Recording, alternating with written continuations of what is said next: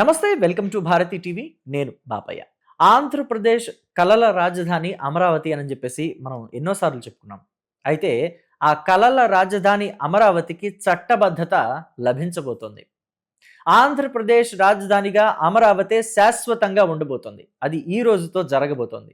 ఎందుకని అంటే ఆల్రెడీ ఆంధ్రప్రదేశ్ శాసనసభలో అమరావతి రాజధాని అని చెప్పేసి ఒక తీర్మానం చేశారు. దాన్ని కేంద్రానికి పంపించారు. కేంద్రం దానిని లోక్సభలోను అలాగే రాజ్యసభలోను ప్రవేశపెట్టి ఆమోదింపు చేయబోతుంది. ఈరోజు ఆల్రెడీ లోక్సభలో దీనికి సంబంధించి చర్చోపచర్చలు జరుగుతున్నాయి. తెలుగుదేశం పార్టీ, భారతీయ జనతా పార్టీ, జనసేన పార్టీకి సంబంధించిన ఎంపీలు ఈ బిల్లు గురించి మాట్లాడుతున్నారు. అటు వైఎస్ఆర్ కాంగ్రెస్ పార్టీ మాత్రం ఈ బిల్లు విషయంలో తమ అసలు రంగును బయటపెట్టేసింది. అయితే ఇక్కడ చిత్రమైన విషయం ఏంటంటే వైఎస్ఆర్ కాంగ్రెస్ పార్టీ ఈ బిల్లుని వ్యతిరేకిస్తూనే రైతుల పట్ల విపరీతమైన ప్రేమను ఒలకబోస్తుంది. ఆంధ్రప్రదేశ్ రాజధాని కోసం భూములు ఇచ్చింది ఎవరు? అమరావతి రైతులు. అదే అమరావతి రైతుల్ని అత్యంత దారుణంగా, హేయంగా హేళన చేసింది ఎవరు? వైఎస్ఆర్ కాంగ్రెస్ పార్టీ నాయకులు. అమరావతి రైతులు అమరావతినే రాజధానిగా ఉంచాలి, 3 రాజధానులు వద్దు అని చెప్పేసి వైసీపీ తీసుకున్న నిర్ణయాన్ని వ్యతిరేకించి ధర్నాలు చేస్తుంటే వాళ్ళని పెయిడ్ ఆర్టిస్టులని ముద్ర వేసింది ఎవరు? వైఎస్ఆర్ కాంగ్రెస్ పార్టీ నాయకులు.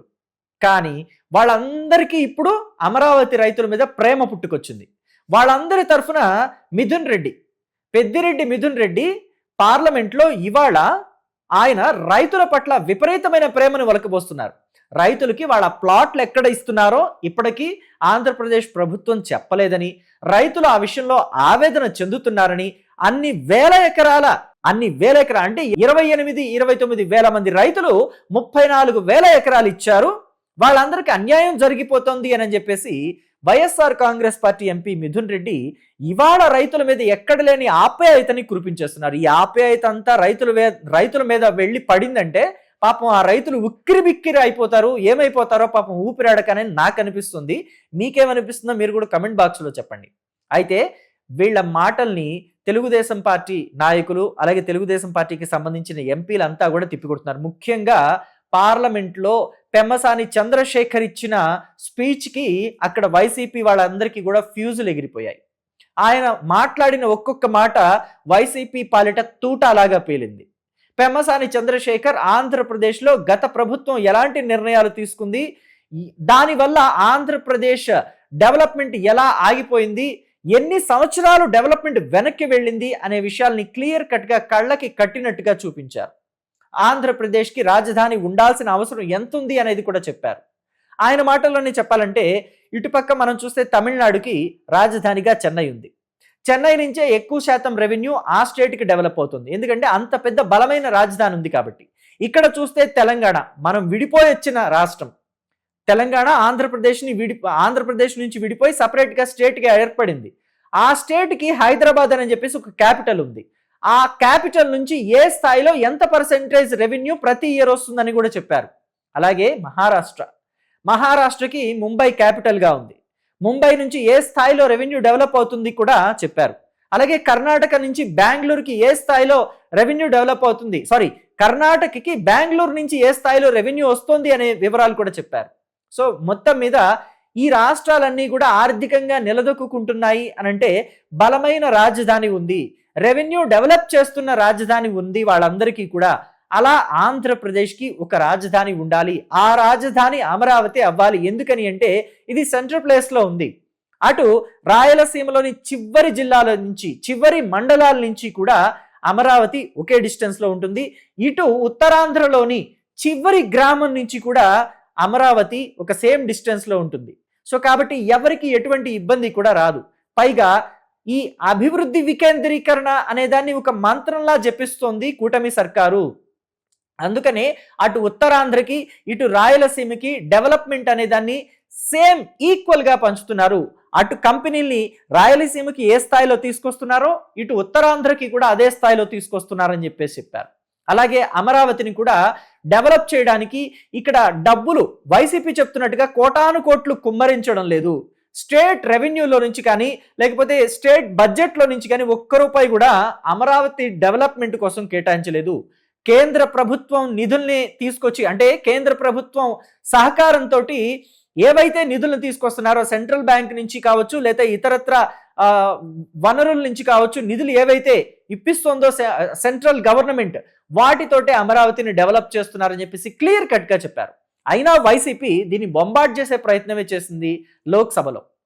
వైఎస్ఆర్ కాంగ్రెస్ పార్టీ ఎంపీలు అంతా కూడా దీన్ని పూర్తిగా వ్యతిరేకించారు. బిల్లుకి మేము వ్యతిరేకం కాదు అంటూనే అమరావతి రైతుల మీద ఎక్కడ లేని ప్రేమను వలకబోసి, అమరావతి రైతులకు అన్యాయం జరిగిపోతుంది, వాళ్ళకి ఫ్లాట్లు ఇవ్వలేదు, ఒక వ్యక్తి పాపం డీప్ హార్టెడ్గా అక్కడ ఆవేదనని వెలిబుచ్చారు.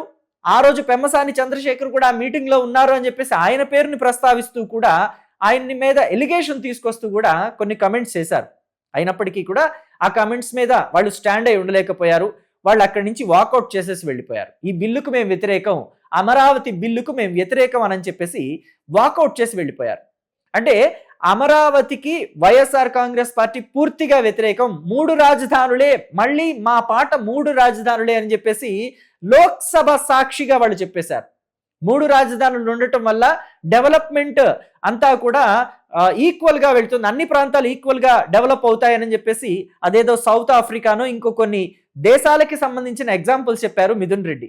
అంతే తప్ప ఎలా డెవలప్ అవుతుంది, దానికి ప్రాతిపదిక ఏంటి అనేది ఎక్కడా చెప్పే ప్రయత్నం చేయలేదు. లోక్సభ సాక్షిగా ఆయన చెప్పిన మాటలు ఇవి. అయితే అమరావతి విషయంలో పూర్తిగా వైఎస్ఆర్ కాంగ్రెస్ పార్టీ వ్యతిరేకము అని చెప్పేసి లోక్సభ సాక్షిగా మరొక్కసారి తేటతెల్లమైంది. సో ఆంధ్రప్రదేశ్ ప్రజలంతా కూడా ఇప్పుడు ఆలోచించుకోవాల్సిన పరిస్థితి ఏర్పడింది. అమరావతి విషయంలో చట్టబద్ధత కల్పించడానికి కూటమి సర్కారు ఎంత ప్రయత్నం చేస్తోంది అన్నది ఇప్పుడు మన కళ్ళకి కట్టినట్టుగా అర్థమవుతోంది. అమరావతి రాజధానిగా ఉండాలి అని చెప్పేసి, అమరావతి కోసం ఎంత పట్టుదలతో ఎంత కృషి చేస్తున్నారు చంద్రబాబు అని చెప్పేసి ఇప్పుడు మనకి క్లియర్ కట్గా అర్థమవుతుంది. ఇక్కడ బిల్లుని ప్రవేశపెట్టినప్పుడు ఆ బిల్లు ఎందుకు ప్రవేశపెట్టారు, ఇక్కడ వైఎస్ఆర్ కాంగ్రెస్ పార్టీ వాళ్ళు ఏం చెప్తున్నారు అనంటే, ఈ బిల్లు ప్రవేశపెట్టారు కదా, ఇది చట్టబద్ధత ఏం కాదు, మళ్ళీ మేము వస్తే రేపు దీన్ని మార్చేస్తామని చెప్పేసి చెప్తున్నారు. అంటే వాళ్ళ వైఖరి ఏంటి అనేది ఇక్కడ క్లియర్ కట్గా అర్థమవుతుంది. రాష్ట్రాల హక్కులే ఉంటాయి, రాష్ట్రానికి రాజధాని ఏది ఉండాలి అని చెప్పేసి రాష్ట్రంలో అధికారంలో ఉన్న ప్రభుత్వం ఇష్టమే తప్ప కేంద్రం ఇష్టం లేదని చెప్తున్నారు. అయితే కేంద్రం ఇష్టం లేదు అని అంటే, ఆనాడు ఉమ్మడి ఆంధ్రప్రదేశ్గా హైదరాబాదే ఉండాలి అని అన్నప్పుడు వైఎస్ఆర్ కాంగ్రెస్ పార్టీకి సంబంధించి అప్పుడు కూడా ఎంపీలు ఉన్నారు కదా, ఎందుకని పార్లమెంట్లో ఆ రోజు మాకు ఉమ్మడి ఆంధ్రప్రదేశ్గా హైదరాబాద్ వద్దు అని చెప్పేసి గళం విప్పలేదు? ఇప్పుడు కూడా ఆంధ్రప్రదేశ్కి అమరావతి వద్దు అని చెప్తున్నారు కదా, అమరావతి రాజధానిగా ఉండకూడదు, మాకు 3 రాజధానులే ఉండాలి అంటున్నారు కదా. జగన్మోహన్ రెడ్డి అయితే అసలు ఇప్పుడు ప్రెస్ మీట్ పెట్టి, ఇప్పుడు నేను వీడియో చేస్తున్న టైంకి ఆల్రెడీ ఆయన ప్రెస్ మీట్ పెట్టి కొన్ని కమెంట్స్ చేశారు. రాజధాని అనే పదం రాజ్యాంగంలో లేదు అని చెప్పేసి అన్నారు. మరి రాజ్యాంగంలో రాజధాని అనే పదం లేనప్పుడు భారతదేశానికి క్యాపిటల్ ఢిల్లీ అని చెప్పి చదువుకుంటున్నాం కదా, మనం చిన్నప్పటి నుంచి పుస్తకాలు కూడా చదువుకున్నాం. ఇండియా క్యాపిటల్ అంటే ఢిల్లీ అని చెప్పేసి చదువుకున్నాం. మరి ఇది ఎందుకు రాశారు అని చెప్పేసి పార్లమెంట్లో తన ఎంపీల చేత ఎందుకని ప్రశ్నింపజేయటం లేదు, జగన్మోహన్ రెడ్డి ఎందుకని వెళ్ళి అడగటం లేదు? సో ఇదంతా కూడా వైఎస్ఆర్ కాంగ్రెస్ పార్టీ రాష్ట్రంలో ప్రజల్ని తప్పుదో పట్టించడానికే ప్రయత్నం చేస్తోంది అనేది క్లియర్ కట్గా మరొకసారి అర్థమైపోయింది. 2024 ఎన్నికల్లో వైఎస్ఆర్ కాంగ్రెస్ పార్టీ రాష్ట్ర ప్రజలందరినీ కూడా నమ్మించడానికి ట్రై చేసింది. చంద్రబాబు నాయుడు ఇన్సైడర్ ట్రేడింగ్ కి పాల్పడ్డారు అని చెప్పేసి 2019 ఎన్నికల ముందు కూడా ఇదే పాట పాడారు. 2024 టైంలో కూడా ఇదే చెప్పారు. చంద్రబాబు నాయుడుకి సంబంధించి వాళ్ళ అనునయాలకు సంబంధించి భూములన్నీ అమరావతిలో ఉన్నాయి, అందుకనే అమరావతిని రాజధానిగా ఎంపిక చేస్తున్నారు, మేము అలా ఒప్పుకోము అని చెప్పేసి అన్నారు. అమరావతి మాత్రమే కాదు, మిగతా ప్రాంతాలు కూడా డెవలప్ అవ్వాలి, అందుకే 3 రాజధానులు అన్నారు. కానీ రాష్ట్ర ప్రజలంతా ఏం చేశారు, కూటమికి ఓట్లేశారు. అంటే అమరావతి మాకు రాజధానిగా ఉండాలి అని చెప్పేసి డైరెక్ట్గా చెప్పారు, ఓటుతోటి బల్ల గుద్ది చెప్పినట్టుగా చెప్పారు. కానీ వైఎస్ఆర్ కాంగ్రెస్ పార్టీ మాత్రం ఇంకా అదే మొండి వైఖరితోటి ముందుకు వెళ్తుంది. తాను పట్టిన కుందేటికి 3 కాళ్ళు అన్నట్టుగా ముందుకు వెళ్తుంది. ఇంకా మారే పరిస్థితి అయితే వైఎస్ఆర్ కాంగ్రెస్ పార్టీ నుంచి అసలు ఏమాత్రం కనిపించడం లేదు. ఇప్పటికీ వైఎస్ఆర్ కాంగ్రెస్ పార్టీ అమరావతిని పూర్తిగా వ్యతిరేకిస్తుంది, అమరావతిని పూర్తిగా నాశనం చేయాలని ట్రై చేస్తుంది. ఈ విషయం ఇవాళ లోక్సభలో వాళ్ళ ఎంపీల నోటి ద్వారా పూర్తిగా తేటతెల్లంగా అర్థమైపోయింది. మేము ఈ బిల్లుకు వ్యతిరేకం అని చెప్పేసి వాళ్ళు వాకౌట్ చేశారు. సరే, బిల్లుకు వ్యతిరేకం అని చెప్పడానికి ముందు ఏవైతే వాళ్ళు ఎలిగేషన్స్ చేశారో తెలుగుదేశం పార్టీ అధినేత మీద కావచ్చు, లేకపోతే భారతీయ జనతా పార్టీ సభ్యుల మీద కావచ్చు, అంటే సీఎం రమేష్ లాంటి వాళ్ళు, లేకపోతే తెలుగుదేశం పార్టీ సభ్యులు అంటే పెమ్మసాని చంద్రశేఖర్ లాంటి వాళ్ళు, ఇలాంటి వాళ్ళు అందరి మీద ఎలిగేషన్స్ చేశారు. ఎలిగేషన్స్ చేసిన వాళ్ళు మరి దానికి సంబంధించి ఆన్సర్ వచ్చేంత వరకు కూడా వెయిట్ చేయాలి కదా. ఆ సభ్యులు ఏం చెప్తారా అనేది కూడా ఉండి మొత్తం ఆలకించాలి కదా. కానీ అవేమీ చేయకుండా బట్ట కాల్చి మొహం మీద వేసినట్టుగా అలిగేషన్స్ చేసేసి సభ నుంచి వాకౌట్ చేసేశారు. బిల్లుకు మేము వ్యతిరేకము అని చెప్పేసి. ఇది వాళ్ళ పార్టీ వైఖరిని రాష్ట్ర ప్రజలకి క్లియర్ కట్గా అర్థమయ్యేలాగా చెప్పింది. ఒకవైపు జగన్మోహన్ రెడ్డి తన ప్రెస్ మీట్ తోటి బయట, అలాగే లోక్సభలో ఆ పార్టీ ఎంపీలు మొత్తం అంతా కూడా తేట తెల్లంగా చెప్పేశారు అమరావతికి వైసీపీ వ్యతిరేకము అని చెప్పేసి. ఇక నిర్ణయం తీసుకోవాల్సింది రాష్ట్ర ప్రజలే. కూటమి సర్కార్ అయితే తాను ఏదైతే మాటిచ్చిందో ఎన్నికల టైంలో అమరావతిని మేము డెవలప్ చేసి తీరుతాము అని చెప్పేసి, దానికి సంబంధించి డెవలప్మెంట్కి సంబంధించి ఇప్పటికే వర్క్స్ కూడా జరుగుతున్నాయి. 2028-29 నాటికి అమరావతిని పూర్తిగా కంప్లీట్ చేస్తామంటున్నారు. అక్కడికి కంపెనీలు కూడా తీసుకొస్తాము, డెవలప్ చేసి చూపిస్తాము అని చెప్పేసి కూడా వాళ్ళు చెప్తున్నారు. ఇప్పటికే క్వాంటమ్ వ్యాలీకి సంబంధించి శంకుస్థాపన కూడా జరిగింది.